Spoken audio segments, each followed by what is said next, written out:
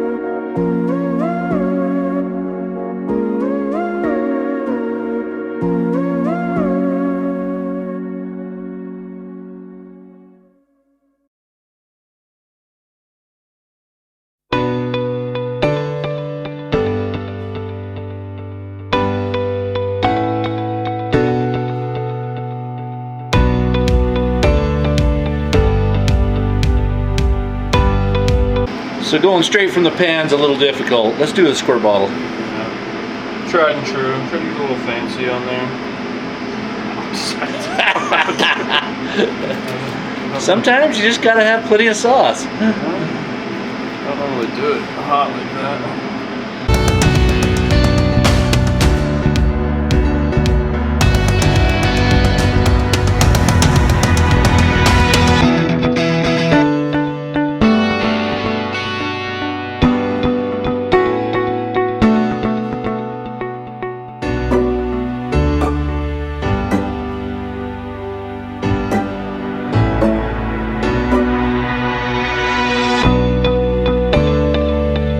feel like this is a good menu item for, say, a food truck, for a Hawaiian or an authentic restaurant?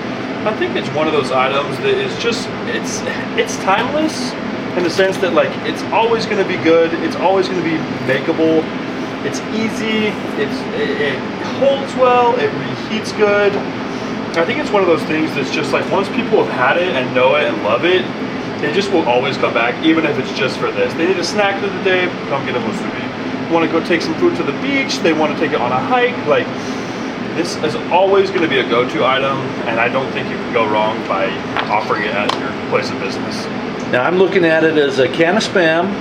You Yep. can make what, 8 to 10 musubi? Yeah, it just depends on how you cut it, but yeah, your sweet spot's going to be between 8 and 10. 8 and 10. You got some nori and some rice, so I mean your margins, based on the price you're selling them at, it's got to be decent. Yeah, margins are good, and the thing is you put the love and the care into them that they deserve, and people are going to be able to taste it and tell, and they're going to come back every time. We have plenty of people that come and order 10, 20 at a time sometimes, just for their families, different outings or occasions. Yeah. Okay, so you and Asian Thunder both ran a food truck together, as well as a brick and mortar here at Island Bowl. That's correct. How did you keep musubi warm on the food truck? I mean, there's a lot of different ways. We tried a few. I mean, there's a classic of just using a cooler. You know, those are cheap. Everyone has them. Just keeps the heat in. We've used a steam pan that, you know, you have some hot water underneath. The hot water keeps the musubi both moist, which is important, so your rice doesn't dry out, as well as keeping it warm. And also, there's just a lot of electronic warmers that you can just plug in. They'll have like a heat lamp or a bulb of some kind, or a heating coil that's going to keep it at the temp that you want, so that you're able to always just serve it to people fresh and ready to go. So at your Aloha Family Grill up in Garden City, similar, it sounds like that was really busy. Yeah. How many musubi would you go through a day up there? Oh man, I mean it always is going to vary depending on the crowd, but I mean you'd go anywhere from 12 to 40, 50, just depending on, you know, what families were there vacationing or who was hitting the lake and knew about it. And it's almost like one of those hidden items that, you know, people don't necessarily know about, and maybe some of them will think, oh, like I don't like Spam, but it's one of those things that you just have to try, even if you don't, and once you do, you never regret it.